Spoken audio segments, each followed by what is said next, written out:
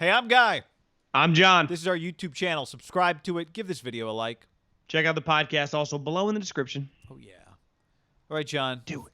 49ers have a receiver problem. I'll rephrase. The 49ers have a pass catcher problem right now. That's fair. Deebo Samuel's out for a couple more weeks. Brandon Ayuk should be back this week, but George Kittle got hurt, kind of. He's fine, but he's not. We should keep an eye on it. Sprained knee is not nothing. I mean, Richie say James- sprained knee is not nothing. Richie James, he got hurt. Like, that happened. It hurt. He came out. And then we found out it was a sprained knee. Richie James, they got to recheck his hammy. Say what you want. Like, we saw Dante Pettis have to return the other day, which he doesn't do a lot of. So they got to work through this somehow, some way. Part of this maybe is Jimmy elevating. Part of this is a lot's going to be on Brandon Ayuk if he's back. Part of this is, Jordan Reed maybe. They just got to find a way to piece this thing together.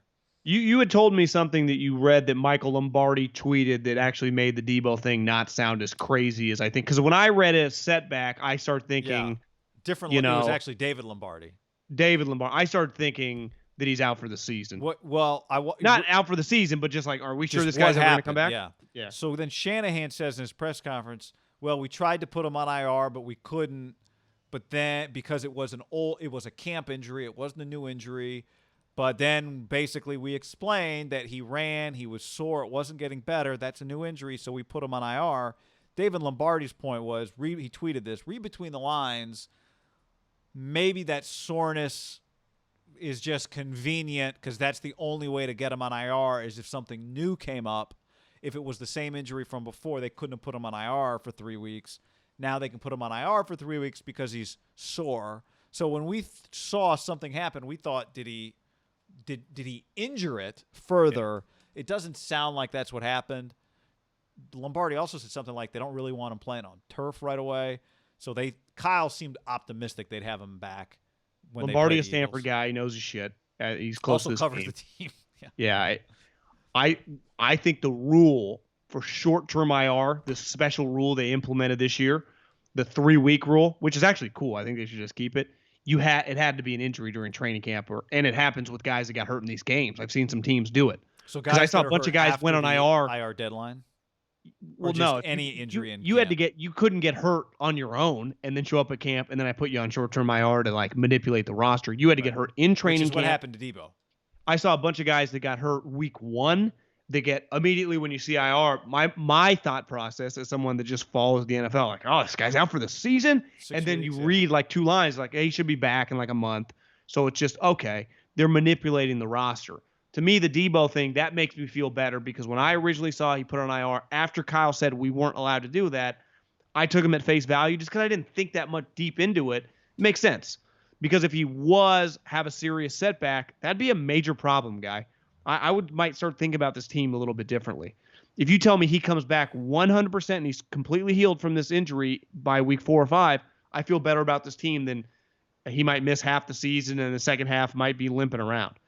Brandon Ayuk, a hamstring injury is no joke because the one thing you see just with speed players, and that's what I think they view him at, right? One thing John Lynch said after they drafted him, he's like, we didn't buy into the 4.5 40 time. We watched him on tape and we talked to Herm and they thought he was a 4.4 guy. And I think it's fair. Like you watch him play, he clearly will to me, Juju, Devontae in college, those guys were 4.5 guys. Brandon Ayuk was like a 4.45 or 4.56 or like I wouldn't call him like Amari, right? I wouldn't call him like Deshaun or Ruggs, but he's not Keenan or Michael Thomas, right? He was viewed as a guy that could stretch the field. I'd even say Deebo is closer to those guys, right? I would agree. But physical guy.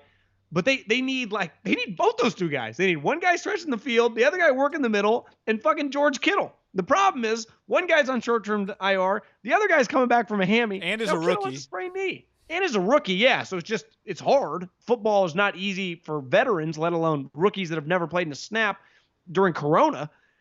To me, the Kittle thing is a little nerve-wracking. Like it's just going to be one of those things that he's just already dinged up all season. He's kind of got this Gronk vibe going. This isn't right fair now. to him. I can't help but think of the fact that it happens right after you give him money, right? The contract extension. It has nothing. But he looks so good in that game. No, of course. I'm just saying, like. Well, it's why it's why I'm sure Kyle wants to fucking throw a football at Jimmy's face. Like, what are you doing? You're ruining our investments. You're ruining our fucking team.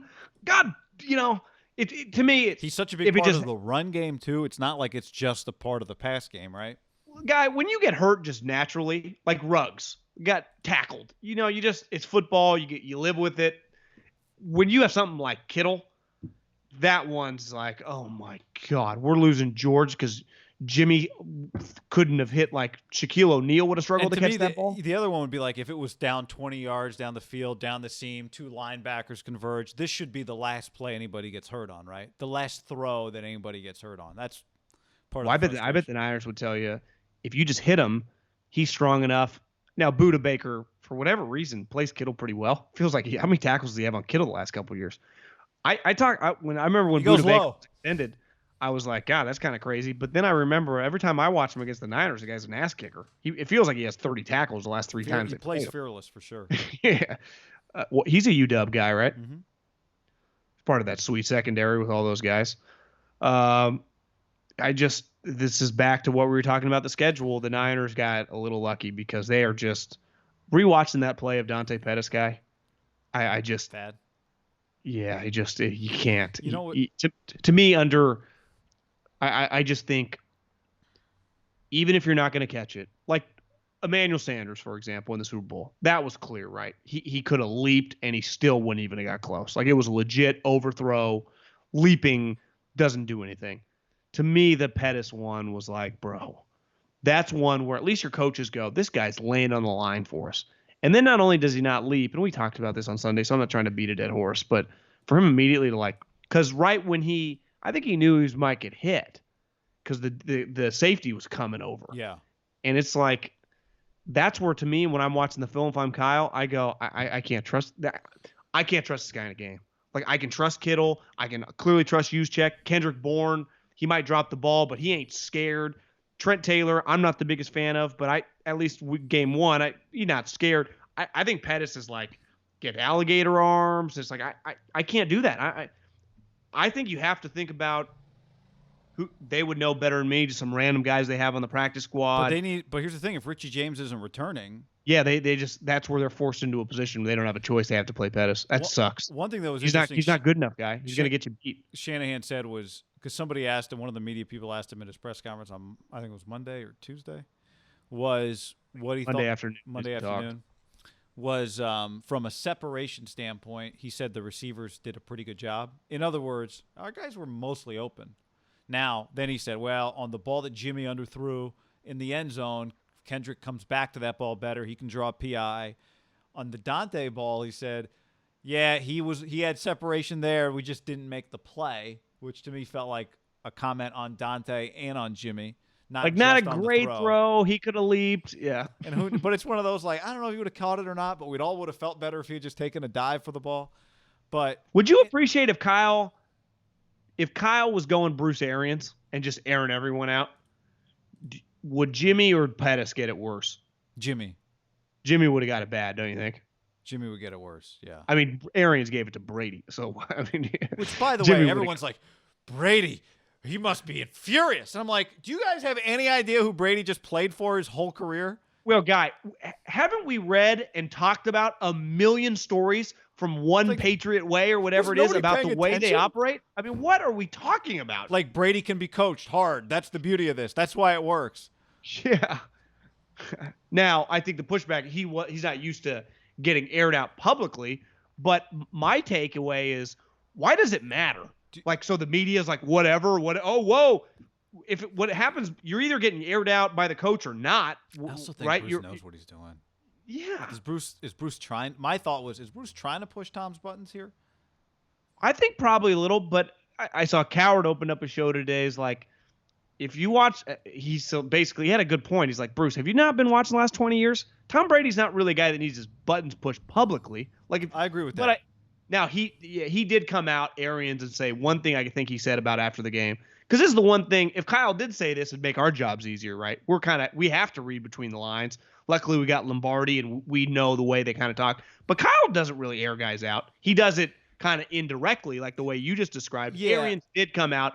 Because one thing when you just air people out, Arian said that Brady fucked Mike Evans on one, and then he came back on Monday and said, actually, it was. So when you do it, everything's live. You don't truly know, right? Even these coaches and players, like you got to go back and watch the tape.